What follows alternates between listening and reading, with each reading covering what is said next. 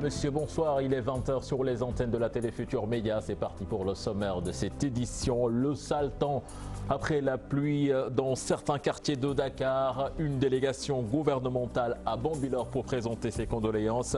L'urbaniste Momar Talandao lui soutient qu'il faudrait adapter nos espaces urbains à notre mode de vie. Les inondations, on en parle dans ce 20h. Jacques Diouf inhumé ce vendredi au cimetière de Tchakandiaï à Saint-Louis. La République a rendu hommage à l'ancien directeur général de la FAO lors de la levée du corps. C'était ce matin. Oumar Sarr invalide le nouveau secrétariat national du PDS. Face à la presse cet après-midi, il se dit toujours numéro 2 du parti. L'UJTL et le MEL sont persuadés de leur côté que les dissidents veulent déstabiliser le Parti démocratique sénégalais. Et puis en sport, le mouvement sportif souffre du manque d'infrastructures sportives à Dakar. Le déroulement des activités en prend un sacré coup. Reportage à suivre dans ce 20h. Voilà le sommaire de cette édition. Tout de suite le développement.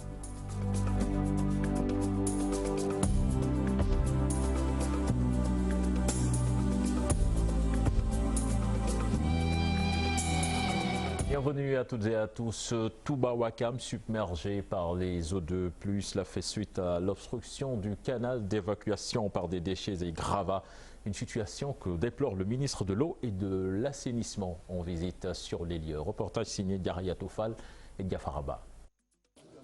C'est une situation indescriptible au quartier Touba Ouakam où les populations sont prises en otage par les eaux de pluie. Pour cause, des canaux bouchés par des ordures ménagères et du sable, un acte d'un promoteur immobilier qui a mis le ministre de l'Eau et de l'Assainissement dans tous ses états. Il s'agit d'une intervention humaine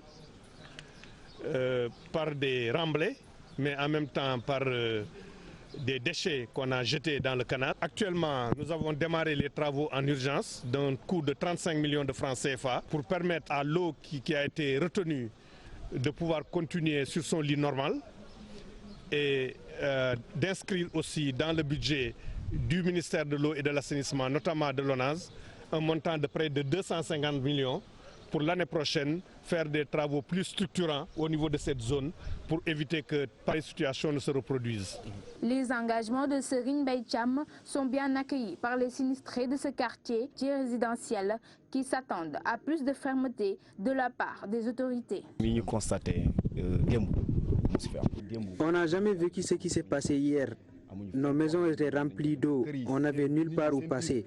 Il faut nous aider à curer le canal afin que l'eau puisse reprendre sa direction. Nous serons vraiment contents. L'ONAS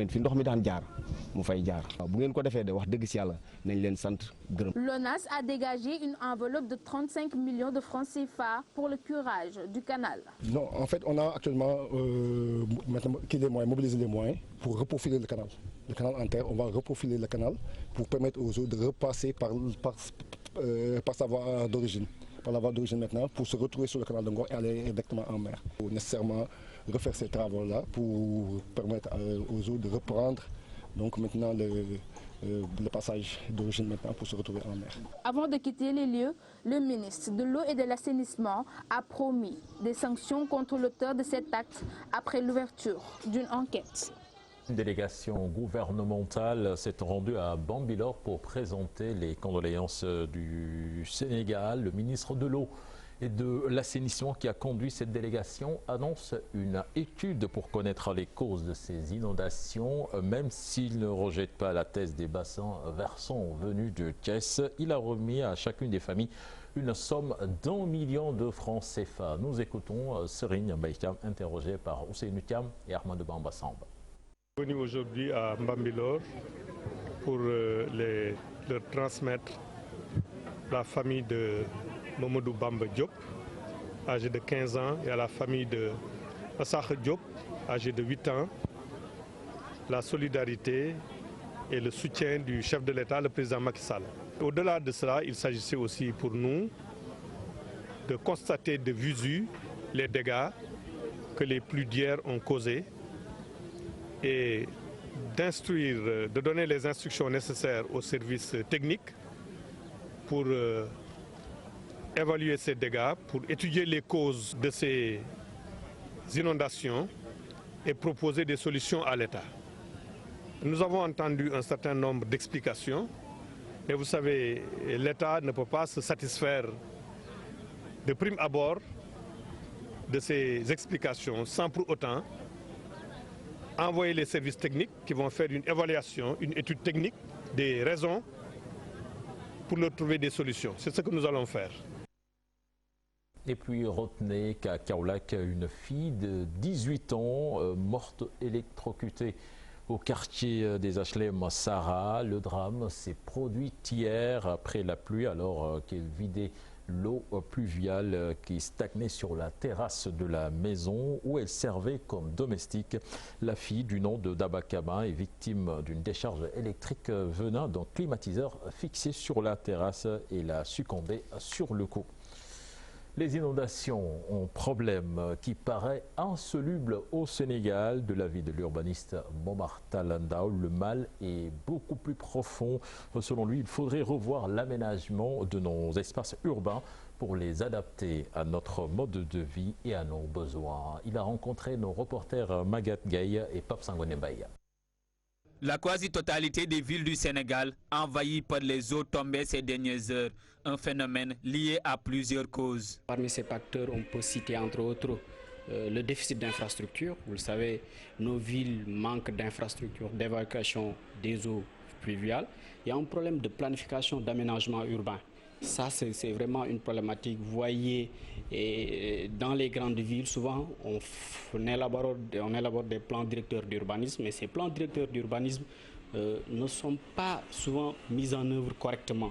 Au-delà des problèmes d'assainissement, nos villes font également face à un problème d'aménagement des espaces urbains qui ne seraient pas adaptés à nos besoins et à notre mode de vie. Les villes que nous avons créées souvent ne sont pas adaptés à nos réalités socioculturelles. Vous voyez des gens qui habitent dans des zones non aedificandi, ça pose problème. Il faudrait que, en tout cas, qu'on apprenne à vivre avec l'eau, faire en sorte que, en tout cas, les eaux de pluie puissent être gérées, évacuées correctement. Réaménager nos espaces urbains en les dotant de bons systèmes de canalisation pourrait être un premier pas vers la résolution du problème. D'abord, une bonne planification urbaine, avec en tout cas toutes les infrastructures liées au réseau qu'il faudrait mettre en place quand on planifie l'habitat. L'assainissement, à la fois l'assainissement liquide, l'assainissement solide, mais aussi les réseaux d'évacuation des eaux fluviales qui doivent être bien pris en compte dans les différentes villes. Et il faudrait également qu'on mette en place un dispositif de gestion des risques d'inondation. Après plusieurs projets lancés par les autorités dans le but de juguler ce fléau, les inondations demeurent un casse-tête. Presque aucune ville n'est épargnée. Vous l'annoncez dans les titres de cette édition, beaucoup d'émotions ce matin à la levée du corps de Jacques Diouf à l'hôpital principal de Dakar. Les témoignages sont unanimes à l'endroit de l'ancien directeur général de la FAO décédé le 17 août dernier à Paris. Devant sa famille, la République lui a rendu un dernier hommage. Discret, engagé et déterminé, l'homme a rempli pleinement sa mission durant sa vie. Alassane Ba Gerveyao y était pour nous.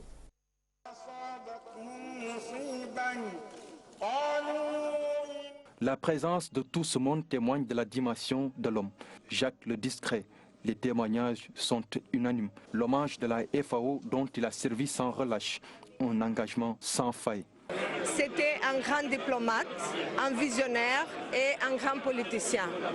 Je pense qu'il a organisé la plus grande réunion jamais eu lieu sur l'alimentation et l'agriculture qu'on appelait le sommet mondial de l'alimentation. C'est quelqu'un qui croyait fermement au développement de nos pays par l'agriculture. C'est au nom des amis qu'il prend la parole. Seydina Omar Sy confie Jacques à Dieu. Les bonnes actions ne sont jamais nulles. L'ancien ambassadeur parle d'un homme discret et attachant qui sait se fixer des objectifs et les atteindre. Un homme attachant, certes, un homme déterminé. Qui savait se fixer des objectifs et qui se donnait les moyens pour atteindre ces objectifs. Fama Diouf est sa fille cadette. très fier de parler de son père. Je pense que c'est une personne aujourd'hui qui a accompli, qui avait une mission sur Terre, qui a accompli sa mission sur Terre. Okay. Et maintenant, il allait rendre des comptes à Dieu également. Voilà. Nous, aujourd'hui, on a tous une mission sur Terre. D'accord ? Et aujourd'hui, ce qu'il a accompli, ce qu'il a commencé, nous, on doit la finir.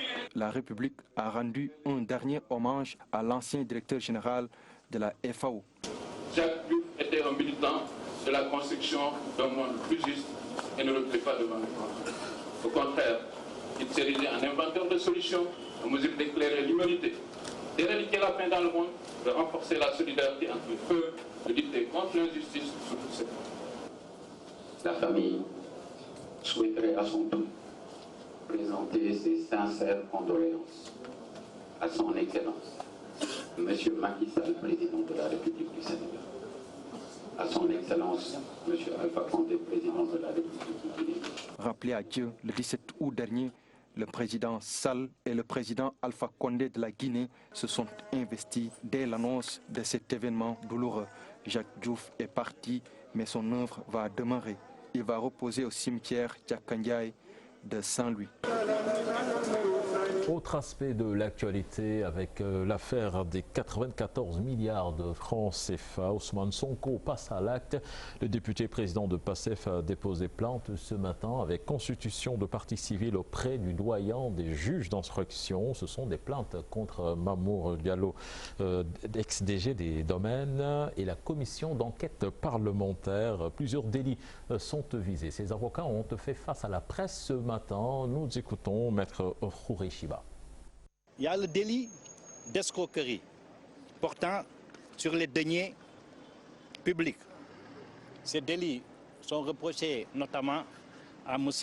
Seydou Sarr et X. Il y a le délit de complicité d'escroquerie portant sur des deniers publics contre Mamadou Mamour Diallo et Meïssa Ndiaye et X également. Il y a le délit de concussion. La concussion, c'est dirigé contre Mamadou Mamour Diallo et Meïssa Ndiaye et X. Sur la base de ces délits, compte tenu de l'article 2 du Code de procédure pénale, de l'article 77 du Code de procédure pénale, qui dispose en fait que lorsqu'une personne se sent lésée par une infraction, elle a le plein droit de porter plainte et de se constituer partie civile devant le juge d'instruction. Monsieur Sonko, donc, ce n'est pas sorcier, c'est ce droit qu'il exerce. La seconde plainte, portée par les mêmes avocats, qui vient d'être déposée devant le même cabinet, s'adresse cette fois-ci aux éminents membres de l'Assemblée nationale qui composaient la fameuse commission d'enquête parlementaire instituée au sujet de cette affaire des 94 milliards et qui ont pour nom M.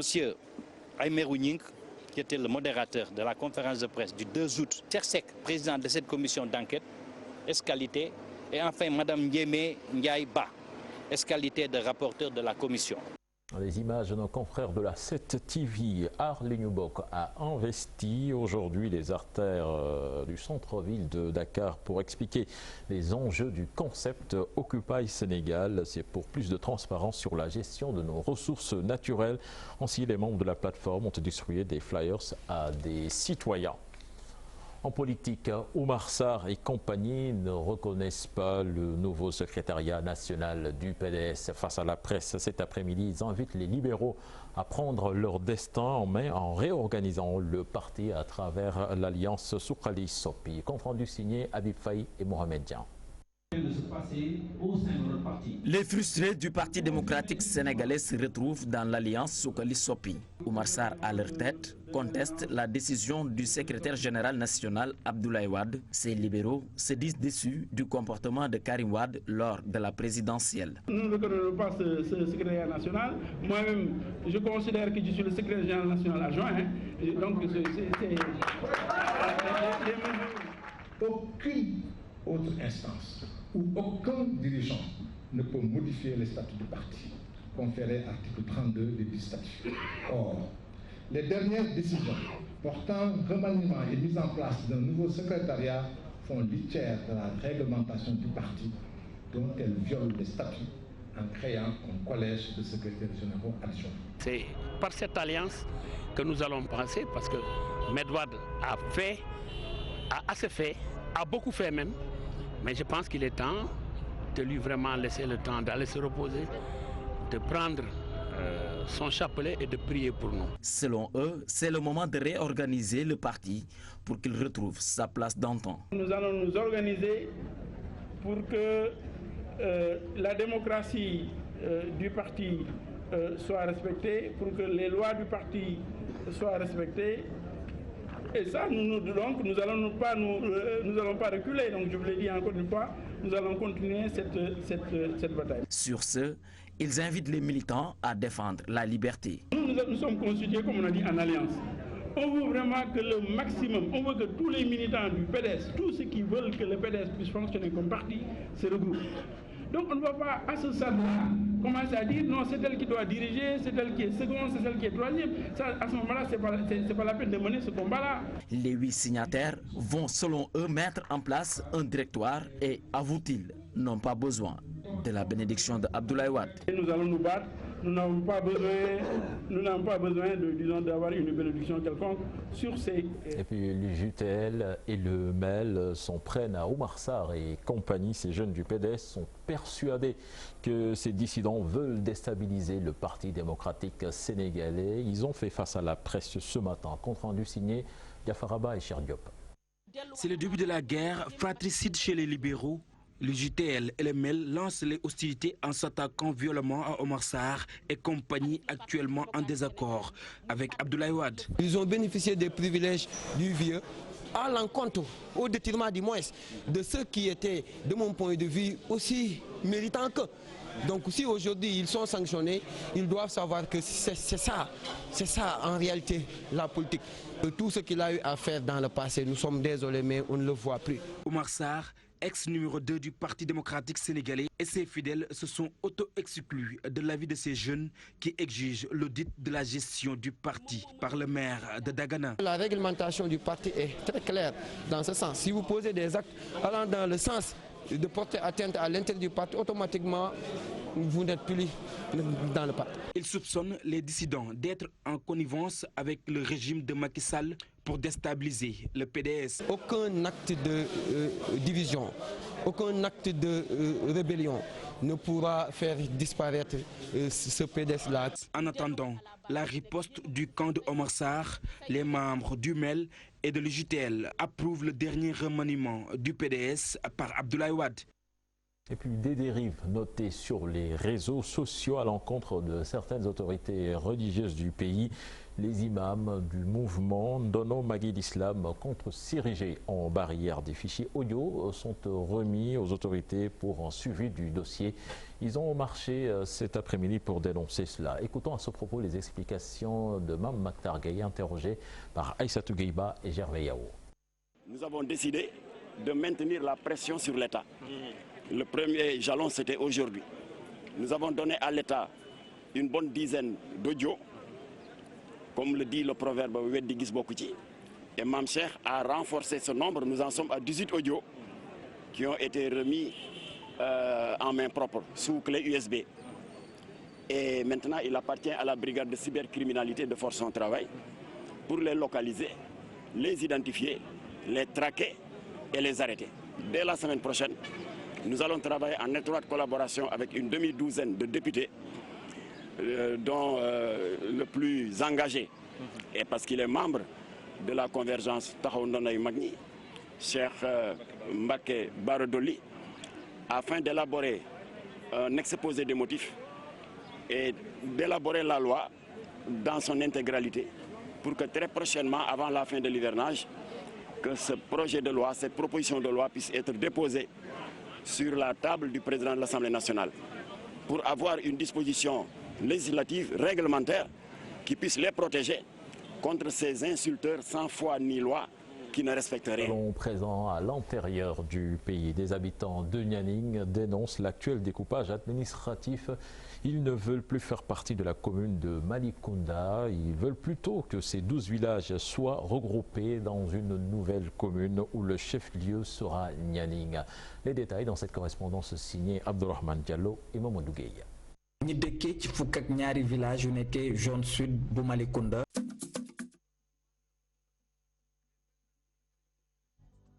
Une version des habitants de Nianing qui dénoncent l'actuel découpage administratif. Ils ne veulent plus faire partie de la commune de Malicounda. Ils veulent plutôt que ces 12 villages soient regroupés dans une nouvelle commune où le chef-lieu sera à Nianing. On écoute cet élément d'Abdourahmane Diallo et Mamadou Gueye.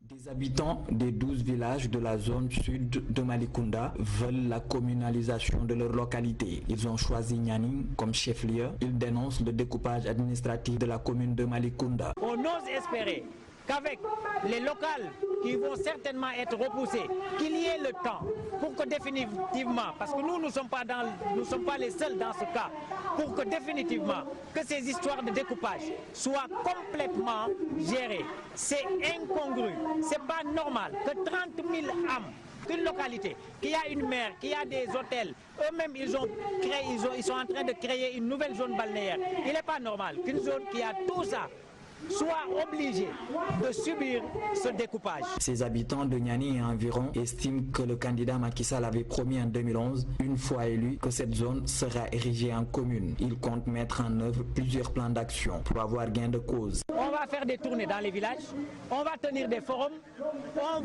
le lobbying qu'on est en train de faire, on va le faire parce qu'il y a même beaucoup de personnalités qui sont à Dakar, qui sont partout, qui nous accompagnent parce qu'eux-mêmes, sachant que ce découpage-là n'est pas normal, ils nous accompagnent. Donc, le planning est clair. Il faut rappeler que la commune de Malicounda compte 22 villages. Une partie de la commune est à l'entrée de la commune de Mbour et l'autre partie à la sortie. Et puis l'État du Sénégal et la Sénélec doivent 80 millions de francs CFA à la société africaine de raffinage. Les travailleurs de la SAR fustigent et dénoncent le dysfonctionnement dans l'approvisionnement pétrole brut que connaît l'entreprise depuis un certain temps. Ils ont fait face à la presse cet après-midi. Nous ne désespérons pas d'avoir l'élément avant la fin de ce journal. Présentation du livre Youssou N'Dour, Le génie éternel, un ouvrage de Majib Sen à travers des témoignages de sportifs, d'intellectuels, d'hommes de culture. Il nous fait plus connaître l'homme. Aïssa Toupaï. Ne dit-on pas des génies qu'ils sont des personnes douées d'un talent inouï, capables de créer des choses extraordinaires? Nous répondrons par l'affirmative, idem pour l'auteur du livre Youssou N'Dour, Le génie éternel. Car en se penchant un peu sur l'œuvre de Majib Sen, le lecteur, en feuilletant les pages, va s'abreuver à une source intarissable. Le plus grand mérite de Youssou N'Dour, c'est d'avoir créé une musique qui exprime le métal de notre âme, le minerai pur qui l'empêche de subir l'érosion du temps. La musique de Youssou N'Dour est une prière, une incantation, célébrant tous les sens pour déboucher finalement sur la plénitude de l'être. Pour en arriver là, que de chemin parcouru. Des errances de la Médina des années 72, en passant par les fonctions étatiques comme ministre de la Culture et du Tourisme, jusqu'au sommet de la réussite en qualité de capitaine d'industrie, ambitieux et performant. Et quand les éloges viennent de la progéniture, vous avez décidé de rendre hommage à un homme bon, à un patriote, à un musicien planétaire. Il y en avait du beau monde à cette cérémonie de dédicace. Tour à tour, les hommages ont fusé. Et c'est à partir de son propre pays qu'il a construit sa trajectoire pour être ce qu'il est aujourd'hui, l'artiste planétaire connu du monde entier. Et ça, je crois aussi, nous devons le retenir comme leçon chez Youssou, c'est-à-dire son patriotisme, son amour. Du sport à la culture, que de témoignages à travers cet ouvrage, pour faire vivre à Génie une légende éternelle, immortelle, dans les cœurs et les esprits.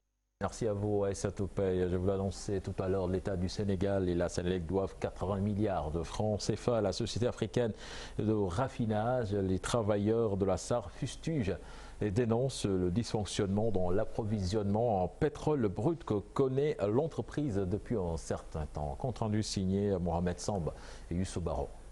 La responsabilité est partagée entre la direction de la SAR et l'État qui plonge depuis un certain temps l'entreprise dans un gouffre financier et une tension de trésorerie insupportable.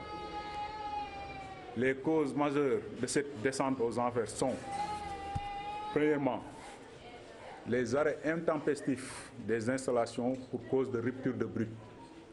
En effet, depuis un certain temps, l'approvisionnement en pétrole brut connaît des ruptures fréquentes causées par des retards dans l'ouverture des lettres de crédit. Les dettes de l'État et de la Sénélec, qui sont estimées à plus de 80 milliards, plombent les finances de la société. Des recrutements abusifs, politiques et parfois injustifiés de la direction qui ne respectent aucune règle et procédure en matière de recrutement et qui opèrent à des recrutements par complaisance au lieu de procéder à la promotion interne et le mérite au sein de l'entreprise. Non tenu de la promesse de cession des 5% de l'actionnariat au personnel de la SAR. Une vieille promesse qui s'est heurtée au refus du ministre de l'Énergie sortant, argumentant qu'il fallait attendre que la SAR soit rentable. Et puis en football, Génération Foot qui va essayer de se qualifier pour le prochain tour préliminaire de la Ligue africaine des champions. À l'aller, le champion du Sénégal s'était incliné 1-0 au Liberia face à LPRC Oilers. Le match retour donc prévu demain à partir de 18h à Thiès. L'entrée est libre et gratuite. Le manque d'infrastructures sportives à Dakar, un sérieux problème qui impacte sur le déroulement des activités sportives. La principale raison des stades toujours en cours de réfection ou inexistantes. Un reportage signé Youssou Baro et Ousmane Diallo. La disponibilité des infrastructures sportives, un réel problème à Dakar, ce qui empêche même la tenue de certaines activités sportives dans la capitale pour cause.